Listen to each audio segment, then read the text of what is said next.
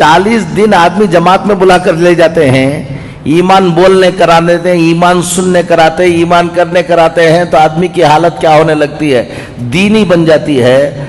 अगर LKG से बच्चा शुरू करके 10th स्टैंडर्ड तक मुसलसल कुफ्र सुने, कुफ्र बोले, कुफ्र देखे, कुफ्र करे, तुम्हारा बच्चा ईमान में बाकी रह जाएगा क्या कहते हो? बेंगलुरु में मेरा एक स्कूल है, मैंने 3 जनवरी को अंबेडकर हॉल में मैंने अपना एनुअल डे किया। उससे पहले उस एनुअल डे की तैयारी के लिए हॉल को इंस्पेक्शन करने के लिए 2 दिन गया। उससे पहले 2 दिन पहले 2 तारीख को भी एक स्कूल का फंक्शन हो रहा था, एनुअल डे हो रहा था।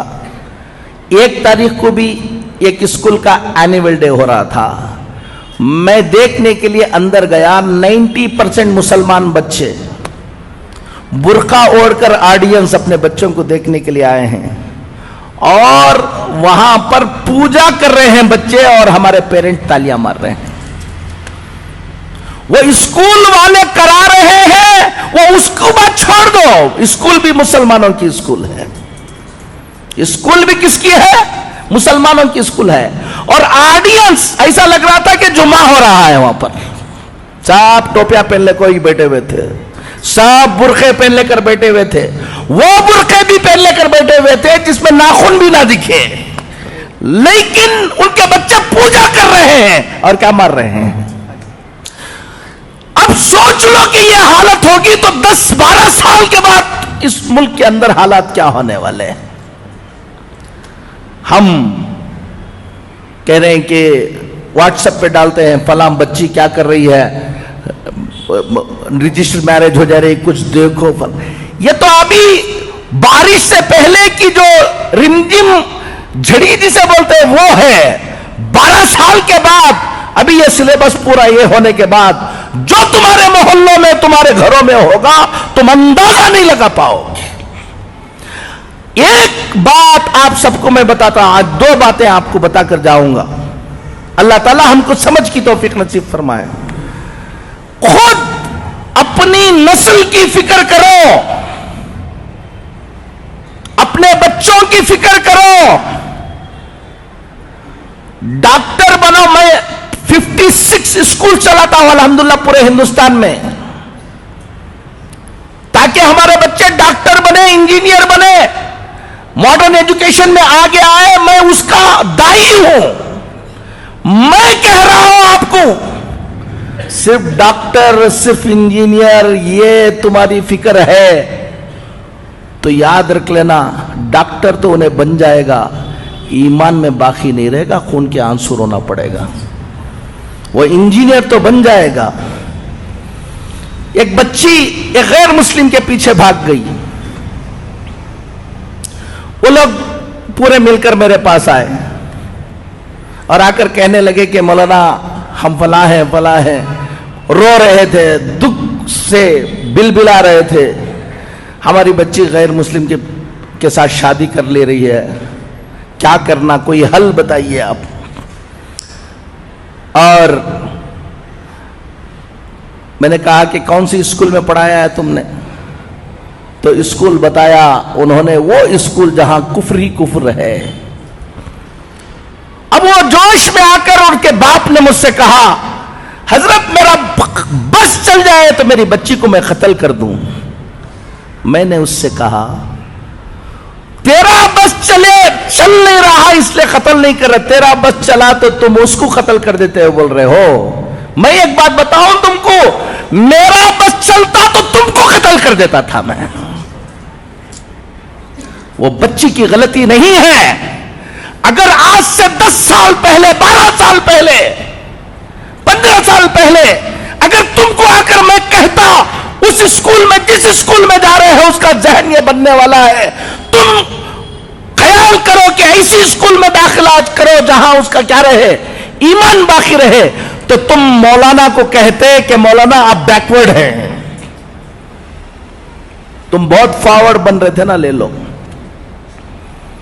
आपको बता रहा हूं, दीनदार घरों के बच्चे ईमान में बाकी रहना। अलीगढ़ गया था मैं, حضرت مولانا حکیم کلیمالدین صاحب دامت برکاتہم اللہ ان کی عمر کو دراز فرمائے، وہاں گیا، وہاں بیٹھا ہوا تھا، ایک صاحب آئے بڑے دیندار، کہا کہ حضرت آپ کو یہاں سے جانے کے وقت ایک آدھا گھنٹے کے لیے ہمارے گھر آنا ہے۔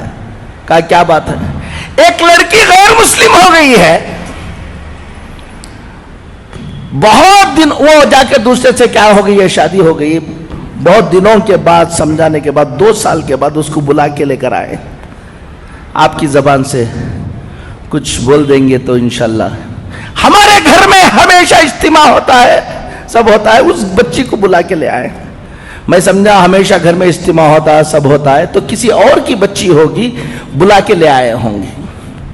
اب میں گیا، بچی سامنے بیٹھی ہوئی تھی اور بات کرنے کے لیے کہا، میں نے کہا کہ تم چھوڑ دو، میں بات کر لوں گا اس کو۔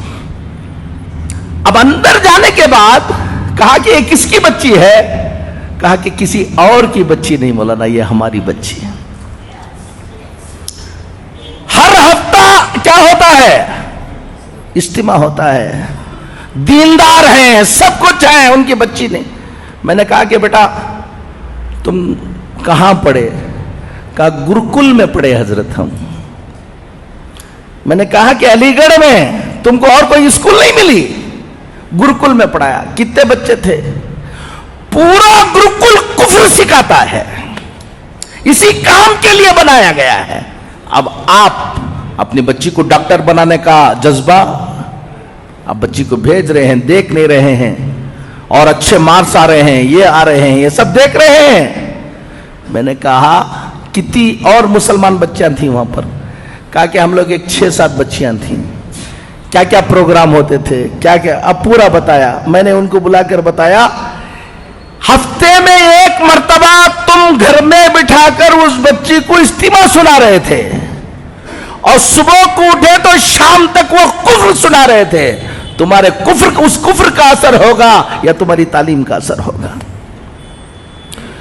ایک بات ذمہ داروں کو کہتا ہوں، اپنے اپنے علاقے کے اندر ٹیوشن سینٹر شروع کرو۔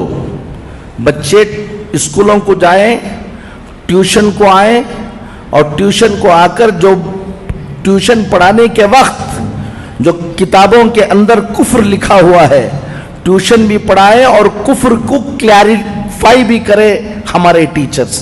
اس سے بچوں کے ایمان کی حفاظت ہوگی۔ دوسری، مکتب کے نظام کو کیا کرو؟ مضبوط کرو۔ پہلے واجب تھا تو اب فرض ہے۔ اگر کوئی گھمنڈ کر کے میرا بچہ میں فلان جگہ پڑھا لوں گا، فلان جگہ پڑھاؤں گا، مکتب کو نہیں بھیجے گا، 15-20 سال کے بعد خون کے آنسو رونے کے علاوہ کچھ نہیں رہے گا، یاد رکھ لینا۔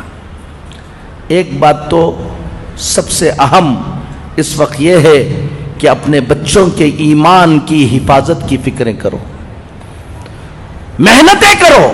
ٹائم کم ہے، سوچیں گے نہیں۔ اپنے اپنے سب لوگ الحمدللہ، ابھی اثر یہ ہے کہ ایک طرف یہ فتنہ ہے، لیکن مسلمانوں میں بھی بڑی بیداری ہے۔ ہم پورے ہندوستان میں جاتے ہیں، ہر مسلمان چاہتا ہے کہ کچھ نہ کچھ ہم دین کے لیے کریں۔ خاموشی کے ساتھ کام کرنے والوں کی ایک بڑی تعداد ابھی پیدا ہو گئی، جو کیا کر رہے ہیں؟ کام کر رہے ہیں۔ آپ کو بھی، نوجوانوں کو کہتا ہوں، سب کو کہتا ہوں، اپنا وقت اور اپنا پیسہ، اپنی دولت، تھوڑا سا پیٹ پر پتھر باندھ لو، لیکن اپنی اس آنے والی نسل کی حفاظت کی محنت میں لگاؤ۔ ہمارے بچے جو بڑے بچے ہیں، نوجوان بچے ہیں، کالجوں میں پڑھ رہے ہیں، یہ کر رہے ہیں، ہر دن 1-2-2.5 گھنٹہ دو شام کا وقت کہ بچوں کو جمع کر کے ٹیوشن تم چلاؤ، چلا کر ان کو اچھا پڑھاؤ اور کفر شرک کی پہچان ان کو بناؤ۔ اگر تم 1-2 گھنٹے اپنے ان ملت کی حفاظت کے لیے نہیں دے سکتے تو کہیں چائے پی لے کر قوم کی حالت پر گفتگو کرنے کا تم کو کوئی حق نہیں ہے۔ تیار بیٹھو تباہی و بربادی کے لیے۔